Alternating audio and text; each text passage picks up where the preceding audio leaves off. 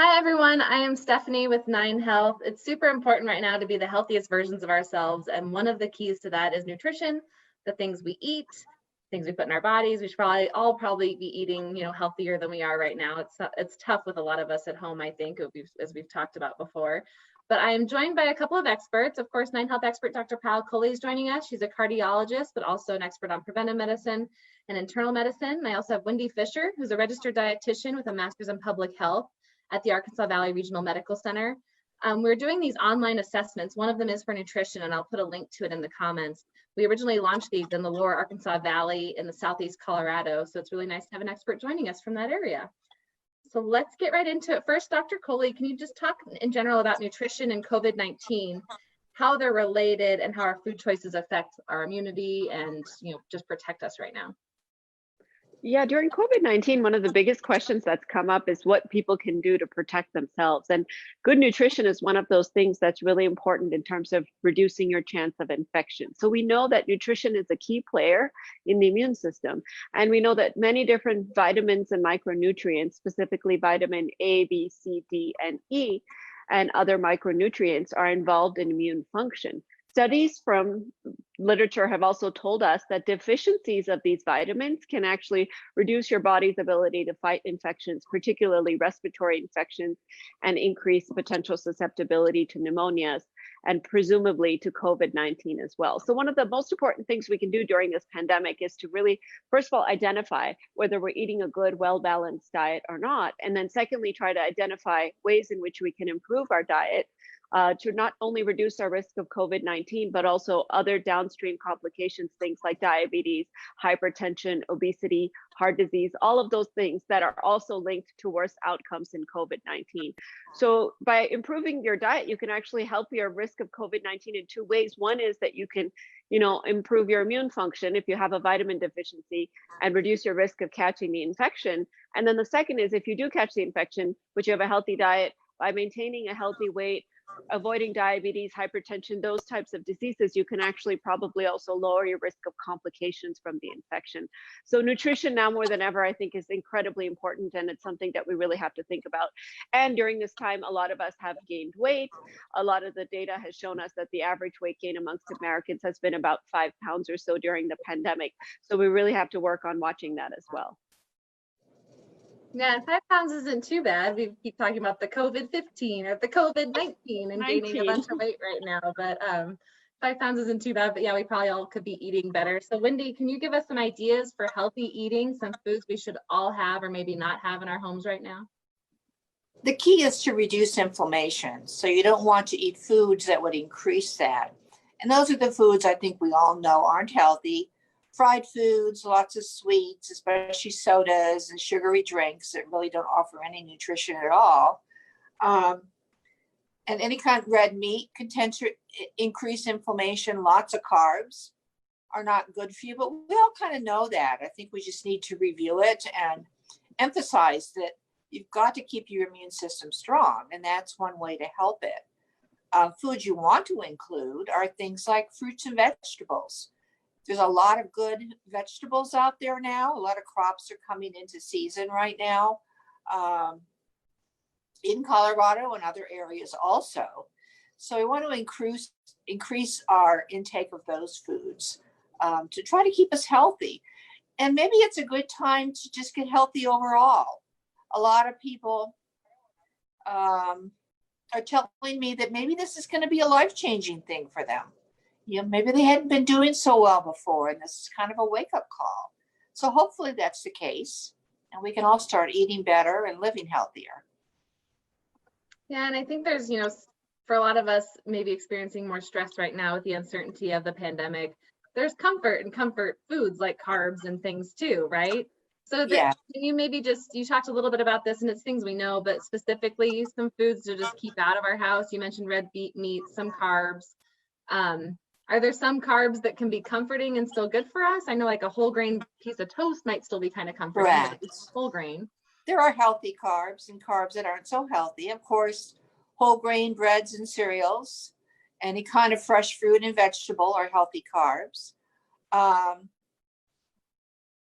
Any kind of like a whole grain rice, like a brown rice versus a white rice would be better for you. Anything that's higher in fiber is going to be less inflammatory for your body. So you want to include as many of those as you can. I know since I'm home more, the food is more readily available. And we tend to crave things, I think, when we're under stress that maybe aren't so good for us. Now, maybe we need to think before we eat. It's easy to eat 8 snacks a day. And you think, okay, I'll have a little bit of this, but that all adds up after a while. Yeah, also just about, knowing how many calories you need for the day as well, and whether or not you're going to exercise or get some activity. Correct. Can you talk about food as medicine as well? You touched on this a little bit, but helping to reverse or prevent, or even reduce our risk for some of these chronic conditions using our nutrition. Yeah, Well, I'm sorry. Go ahead. No, I was just going to say I'm a strong believer in the fact that food should be your first and best medicine, actually. And a poor diet can, be your worst enemy, and a good diet can be your best friend. So we really need to think about, if we're starting to head down the path of developing chronic diseases like diabetes, hypertension, obesity, or any of those that are potentially reversible by our dietary habits, how we can use food as medicine, how we can change our diet, alter our not just the amount that we're eating, but the content of what we're eating in order to reverse many of those processes. And the nice thing is that early on in the course of many of those illnesses, whether it's hypertension and salt intake, or your diabetes and your sugar intake, you really can reverse many of those processes. But if you let it go on too long, you don't alter your diet, you don't make those changes, then it becomes more difficult to treat with lifestyle alone, and then you have to reach for those medications. But 9 out of 10 Americans eat too much salt in their diet. And that is an easy intervention if you spend 1 or 2 days just counting the salt. So the first part of that is, I call it the ABCs. A stands for awareness, is actually evaluating what you're doing. And the way to do that is to add up how much salt you're eating. And then the B and C stands for behavioral change. And then the second part is to institute that behavioral change so that you can really, change what you're taking in, and that'll change the trajectory of the disease. And that's one of the reasons I strongly encourage you to go to 9healthfair.org and fill out the assessment, because that A is really important. Really trying to understand exactly what is lacking in your diet is the first step in terms of making the right changes so that you can use food as medicine and you don't have to go to the pharmacy and get other medicines. Yeah, and again, I put the link to our online assessment in the comments. I'm trying to get us back here. So you can go ahead and take that. It's just yes, no questions. And if you answer, I think 3 of the questions, if you answer no, that you should, follow up with a healthcare provider, see a dietitian like Wendy, and just kind of assess your lifestyle and what improvements you can make to live your healthiest life. Wendy, I wanted to talk a little bit about food labels, because sometimes food labels can be a little hard to read, and we might think we're eating something healthy when we're really not. So maybe just talk about some misunderstandings that people have about food labels and tips and things to look for when you're picking out foods. Food labels can be very difficult to read, especially if somebody's counting carbs, a diabetic, because they have total carbs, and sometimes they have total carb servings. But you have to look at the serving size. You may think the whole package is a serving size when actually there's 3 servings in there. And so you think it's a low calorie food, but it's really not a low calorie food. Look at the ingredient list. The first ingredient in the food is the most abundant in that food. So even though it might be low in calories, you still got to check it and make sure it's high in nutrients. That's important too. So look at those foods and take some time to look at the food label, because it can be very, very misleading. Every food should have a label on it that has any nutrition claims, or even if it doesn't. Of course, obviously, fresh fruits and vegetables do not, but any kind of packaged prepared food should have a food label on it. And what you need varies on you. A 6'4" man's going to need a lot more calories than a 5'1" woman is.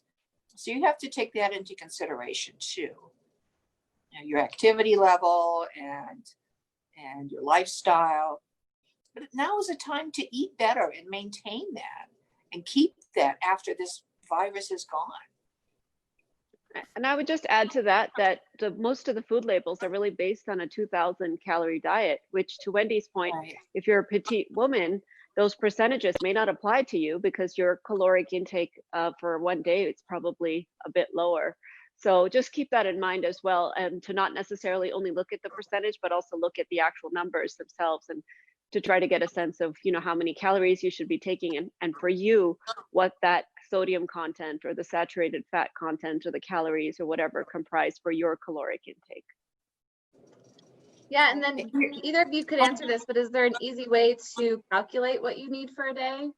If you're not in that 2,000 calorie whatever range. Yeah. Well, yeah, there is a formula you can plug in your height and your weight and etc. But figure out your BMI, figure out that first to see if you're overweight. And the way you figure that out is you take your weight divided by your height times 703. And that'll give you your BMI. And if you're over 30, you're considered obese. You want me to repeat that? You got that? I think it's good, and people can always rewatch it if they need that as well. So you calculate your BMI, and then you're able to get how many calories you need per day based on your weight as well. That tells you if you're overweight or underweight. Then your calories per day can be 25 to 30 calories per kilogram. Figure out your kilograms, take your pounds and divide it by 2.2. But again, that varies because you're going to have big people that need more calories per kilogram. But that might give you a generalized idea. For most women, it's, not more than 1,800. Depends on if you need to lose weight. And for most guys, it's going to be probably 2,200. It depends your activity level and your size. So I agree with what Wendy said. I would just add to that is that you first need to figure out, you want to maintain your weight, gain weight, or lose weight. So if you're underweight, you probably need to increase your caloric intake. If you're the correct weight, you want to maintain it. And if you're overweight, you want to try to lose it. And then once you've decided based on your BMI, which of those three categories you fall into, you can then use calculators to try to get an estimated sense of how many calories you would need to take in to maintain your weight. And now remember, to maintain your weight, it's what you put in and what you take out. So if you're somebody who exercises for 4 hours a day, your caloric intake, even as a small woman, might be higher. On the other hand, if you're a big man who is very sedentary and doesn't exercise, and maybe is a little bit older, so their resting metabolism is also slower, your caloric intake might be lower. So many different factors to consider, whether you want to maintain your weight or not, what your exercise expenditure or caloric expenditure is every day, what your resting metabolism is, which is largely a function of your age, but can also be impacted by things like your thyroid status, for example, whether or not you have an underactive or overactive thyroid. And based on all of those, you can kind of come up with what your range should be. But as Wendy said, for women, it's usually about the 1,200 to 1,500 or so. And then for men, it's a little bit closer to 2,000, but it's highly variable from individual to individual. I have athletes, for example, who come to see me who have a caloric intake of about 3,000 or 3,500 calories a day because of the amount that they exercise. Yeah, and I know there's a lot of apps too that people use, to track the foods they're eating, and that those kind of things help as well. And you can kind of decide or figure out how many calories you need to eat per day. But Dr. Clay, I wanted to follow up on food labels with you. It's probably best, someone commented, grow a garden, eat that. Again, it is probably best for us to eat a lot of foods that don't have food labels, fresh fruits, fresh vegetables. But just speaking about food labels, can you talk about some hidden sources of saturated fats or trans fats? I know in your tips for things that we should be eating, it's to limit those trans fats and saturated fats. And I think there's some oils and things that processed foods contain that are really hidden sources of that, if you can talk about that a little bit. Yeah, so saturated fats should really compose less than 5% of our caloric intake, again, once you've calculated those calories. And they're comprised of mostly things like animal products. So red meat, as Wendy had said, cheese, dairy, a lot of those have a lot of saturated fats. So keep that in mind and keep it limited to less than 5% of your total caloric intake. And then trans fats are fats that are really bad for you because they do two bad things. They lower your good cholesterol and they raise your bad cholesterol. So they're almost like having a double whammy. And a lot of trans fats are used in a lot of products to prolong their shelf life. And so certain types of oils, margarines, butters, those are all the trans fats that we talk about.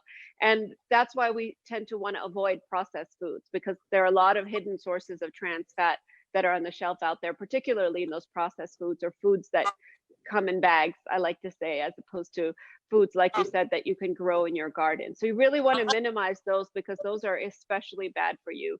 I want to just take a minute to talk about what you said in terms of growing garden, because I think the more colors you have on your plate, the more likely you are to enrich your diet with more fruits and vegetables and vitamins. So I try to have as many colors on the plate as possible. And that even includes, not just the fruits and vegetables, but even things like red quinoa or multicolored rice, things that can really add many different sources of vitamins and nutrients to your plate.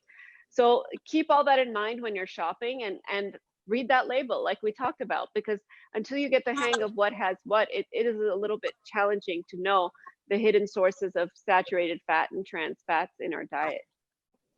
And yeah, go ahead, Wendy. And since we're all trying to limit our grocery store visits, let's plan ahead a little bit. Get to know where the good foods are in the grocery store. Make a list if you're that organized. And maybe that will help you get the right foods in your house. Don't go to the grocery store when you're hungry. If I do, I buy stuff I don't really need. Yeah, I find that I like to do the online ordering anyway, but when I do that, I don't get anything else. I just get all my favorite things that I usually get, and there's no splurges on anything on end caps or different things you see in the store, that kind of thing too. I think that helps too. I wanted to follow up too. Dr. Coley talked about salt. Wendy, I'm probably a salt addict. I think I add salt to too many things, but it's easy to know if there's salt in a food that does have a food label. But Wendy, can you talk a little bit about just adding salt to your food? Is there a portion amount you can measure out? Should you not use it at all? I mean, that's probably the best choice, but maybe just talk about adding salt to foods. Our food supply is so high in sodium, we don't need to add any salt. Anything that's processed, anything that's canned, is going to be high in sodium. There's foods that are just not processed are lower in sodium. So that's kind of a rule of thumb. You want to try to stick to about 2,500 milligrams per day, but that's pretty hard. It's a hard diet to follow because it's everywhere. If you eat out at fast food, that's a lot of salt in that. And some people are more sodium sensitive than others. If you have high blood pressure, if you've got fluid retention, it's even more important to watch your salt. But when you're in the grocery store, shop the perimeter. That's where the healthy foods are. The dairy and the vegetables, and the ones in the middle tend to be more processed foods. And Wendy is very generous, but I'm a little bit more of a salt Nazi, as I tell Stephanie, because I say you want to stay below 2,000 and even try to get below 1,500 milligrams, because it's just a continuum of risk. And we're so, like Wendy said, everything in our diet has salt, whether it's breads, whether it's drinks, whether it's foods, so I try to push people as far on that end of the spectrum. And it's a taste thing. I used to miss salt when I first gave it up, but now I don't add any salt to any of my food. And if I go out to eat, I immediately actually feel like the food is not tasty because it's too salty if it has too much salt. So it takes about probably 2 weeks or so, I would say, Wendy, don't you agree, for your body to sort of get used to having less salt? And Stephanie, you got to work on that. Yes, it's a salt restriction is challenging, but it's easy to do once you become knowledgeable and become educated. And do more fresh foods. I think that's the bottom line. The more fresh. And if you do really crave that salt flavor, then potassium chloride actually has the opposite effect of sodium chloride in your body. So potassium and sodium are kind of enemies in the kidney. And if you eat a lot of potassium, whether it's through potassium-rich foods like fruits and vegetables, or if you add potassium chloride, which is usually what the salt substitutes have, it actually helps your body excrete the sodium. So that's another way that you can reduce your sodium intake and still get that kind of flavor of salt in your food, is to use a salt substitute that has potassium chloride. But if you have any problems with your kidneys or anything like that, you want to be sure to check with your doctor before you use a potassium-based salt substitute. You can also make an herb and spice blend. I have a recipe for it if you want to put it on the website. And you want to send it to me, I'll put it on our blog. I've got one that works pretty well. And there's a spicy blend and a not so spicy blend. You can use light salt is what we always call it. The potassium chloride is another good choice. But you can make your own herb and spice blend or get a Mrs. Dash type Yeah, that's what I was gonna say. Is I tried Mrs. Dash before. It's not the same, but I didn't give it 2 weeks, so maybe give my Yeah, body the 2 try. week salt cleanse, and then we'll go from there. You Maybe know, now's a good time. the problem with eating is if our life gets crazy or our life gets stressful, we tend to have that go by the wayside, and that's the last thing we should do. Yeah, and it is stressful right now, but hopefully, we're kind of getting to a new groove of a new normal, and people can hopefully be a little bit more mindful about the choices they're making. I had one last question, Dr. Clay. I wanted you to just talk a little bit more about the assessment we have for nutrition, then I'll let you guys go. Someone did say on the comments, they're a personal trainer. They did the assessment and answered yes to all of them. So good for them. They know the right things to do. I think we all know the right things we should be doing, but maybe just talk about why someone would want to take our assessment and why it's important. So I think the assessment, like I said before, the most important step towards correcting behavior is to be aware of it. The assessment really helps you to recognize if you think you eat healthy.